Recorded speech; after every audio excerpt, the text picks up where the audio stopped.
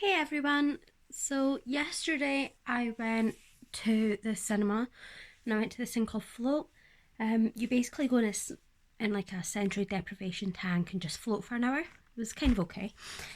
So when I did come out, I had about an hour and a half or so in order to like just spend some time. So what I done was I went book shopping. Now, for me, I've been on a book buying ban since September, and I'm only allowed myself to buy books that are part of a series so I can continue them. But I did end up going for a book buying thing, so I'm going to quickly go through the books I did actually buy. So the first shop that I actually went into was called The Works. Now, if you're from the UK, The Works is a shop where you get new books but a really discounted price. So you might, and there's also really good deals like three for £5, things like that, and you get box sets a lot cheaper.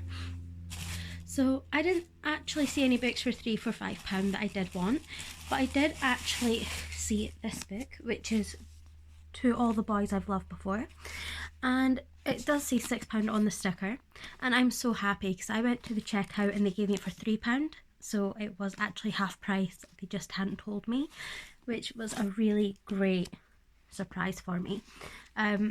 So I did buy this, mostly because I've actually seen the movie for this, and I actually really liked the film, and thought I would actually like to read the book to see if it's any better, any worse, how it is in comparison, just because I really did love the film. And so from what I can gather about the film, this is about a girl who writes love letters to all the people she's loved in her life. And one day her sister sets them free and sends them to the people who they were meant to get to. And she wants to get them all back before they all come out, and ends up actually finding love with one of the people that she has sent a letter to. And yeah, so I'm actually really excited to read this when I do get around to it. And then I got a box set from The Works as well. So the box set that I did get was his Dark Materials, and I've never actually read the books. I've always meant to, but I do actually like the film The Golden Compass, so that really did influence me to buy this. But I also did buy recently, is it La Belle something? It's from like the Book of Dust series, which is the first one, and I realised that this comes afterwards and was like, you know what, I might as well get it now. And as I said, they do discounted things. So this one here says it should have been £24. I got it for 16. And since there's 3 books in it, essentially that's like 2 books, get the third one free. So as I said, I have seen the film for The Golden Compass. I think that's based on the first book. So I have no idea what goes on in the rest of the series. But the first book, or the Golden Compass film, is basically about a girl called Lyra who has a demon as well. And there's these burglar sort of people who are trying to steal the children and rip them away from their demons before they can become too attached. And it's basically about her trying to free these children and trying to save that world. And I think it's also about her trying to discover more about dust and how it's come into being. This is quite a high fantasy, I think, from what I remember. But it's also got some stuff that is more relevant to normal world, so it should be quite an easy read, but also something I am actually looking forward to when I get a chance to read through this. So I am actually looking forward to that. And there is like it's not exactly a sticker, but it's like one of those small sticker type things. It says now a major BBC series. Now I didn't actually know there was a TV series on this, so that is also something I want to check out. So after I went to The Works, I did actually go to Waterstones, and my main things that I go to when I go to Waterstones is I always go to this sci-fi fantasy section first, then I look at horror, then I go to the young adult, and then yesterday I did decide to go to the 9 to 12 age group, which is probably mid middle grade, I think Americans call it. Here we don't have that, it's just by different age groups. So I'm not going to do them in the order I actually picked them out, just because I honestly can't remember which order it was. So I am just going to take them out once at a time. And so one of the books I did get is called Once in Future.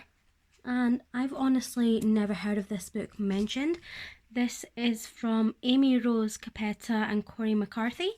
And it says here that it is, well, it says on the back essentially that is a King Arthur and Merlin retelling sort of thing, but from, I think it's in the future, so she's been reborn from Arthur, the main character, who is called Ari, and it's basically in space at this point in time, and I think she's trying to see so it says here, a galaxy-wide fight for peace and equality, and Clyde the Brilliant reinvention. So I'm actually kind of excited to see how this all comes together. It does say that there is a young apprentice wizard called Merlin, and I really do love Merlin. I love more things about King Arthur, so I'm thinking this will be a really fun read for me. And as I said, I've never heard anything about this book before. I've never even heard it mentioned. So I am really looking forward to actually delving in, not knowing really anything about this except from that is about King Arthur being reborn. So the second book, this was one that I did get from the 9 to 12 section. I know for a fact this is the last book I actually picked up. And it is called Shadow. And I actually just love the cover. That was the thing that drew me in. I really love dogs, and that's just so pretty. Look at him, or her in this case. It is a girl, and it is based on a true story, and it is from the author of Warhorse, and it's from Michael Marpurgo. I've probably said that completely wrong.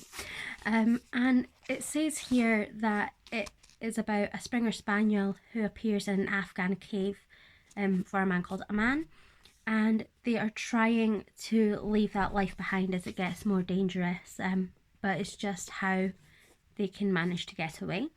And the Times at the bottom review says, warmth and humanity suffice a story of courage, love and hope. And as I do cry a lot when I saw Warhorse, I am actually looking forward to this, but I do think it might also make me cry. It also says at the bottom here, illustrated by Christian Birmingham, and I've just flicked through a couple of the pages.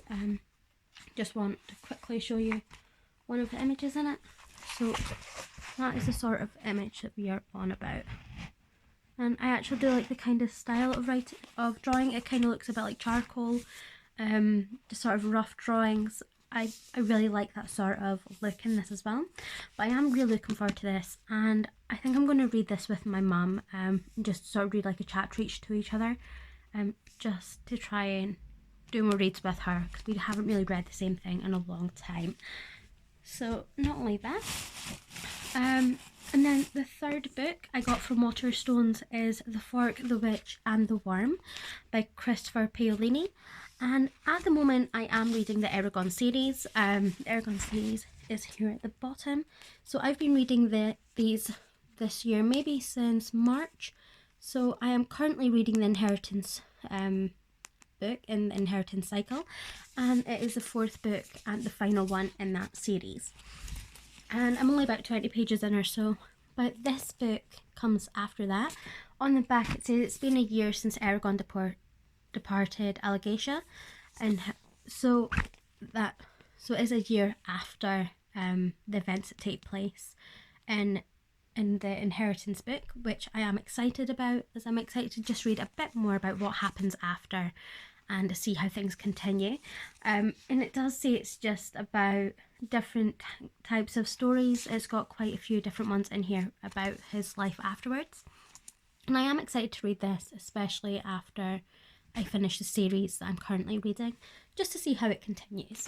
I don't want to really delve too much into this book. I've not heard anything about it. I am trying to go in blind, especially since I am currently reading The Inheritance Cycle, and I don't want to ruin anything about this. The only thing I will know is that Eragon does survive, which I would have guessed anyway. So the one after that I got is called All the Stars and Teeth by Adeline Grace. I think this cover is so pretty. I actually don't really know anything about this book. Again, I've not heard anything about it. Most of the books I got, I have heard absolutely nothing about at all. They just sort of caught my eye, or the back did, and so I decided to get them. So here it says, it's about a princess in the kingdom of Visidia, and she's training her life to be the master of souls, and the rest of the realm chooses their magic but to secure her place as the throne, she must master the monarchy's dangerous soul magic. And when her demonstration goes horribly wrong, Amora is forced to flee, and she strikes a deal with Bastian, a mysterious pirate, and he'll help her to prove she's fit to rule if she'll help him to reclaim his stolen magic. I thought that sounded really interesting, really fun. Sounds like a really good adventure book, which does sound amazing to me. So I really can't wait to read this. And I know for a fact this is the first book I actually picked up when I was in Waterstones, because even today, which is the day after, this is the only book I keep thinking about, and I honestly am so excited to read this once I finish my A to Z chronological challenge. And the final book I got, and I know people are going to go, it's far too early, I know it is, but I don't even care, to be honest. I got my mum a Christmas book, and I know it's Christmas in August, oh no. So I start my Christmas shopping really early. I adore Christmas, which is why, but I also did see this book, and it seemed exactly up my mum's street, but I honestly can't wait till she's finished it so I can read it myself. And that book is called Women on the Edge of Time, and it is from Marge Piercy. Again, I've heard nothing about this. I do love that, and apparently it's about a girl called Connie who's in a mental institution, and she starts finding an escape in her cell when she finds out she can see the future. That is the only information it has on the back of here. It's the only information I know, but that sounds like a really interesting read. It sounds like something that my mum would be really into. She's really into like seeing the future, those sort of books that are more psychological. That's more her sort of book, and I thought this sounded incredible. So I honestly can't wait till she's read it so I can read it myself. So that's all the books I did get. But as I actually did forget to say, when I was in Waterstones, I did actually get myself a new bookmark. So in my last video, you'll have seen that I have a purple bookmark which says the book is always better. And so I decided to get myself another new bookmark just because I use my purple one a lot. I just want to give it a bit of a break. So I got this one here, and I thought it was really nice and light. It's quite pretty as well. And it says, always be yourself unless you can be a unicorn. And for me, I am Scottish.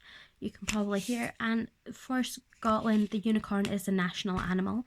So I thought that fit really in with like my Scottishness as well. And I thought it was really pretty. And yeah, I honestly just loved it. I could not resist, and ended up buying myself a new bookmark because I do need to get some more. And yeah, so I spent quite a lot on books.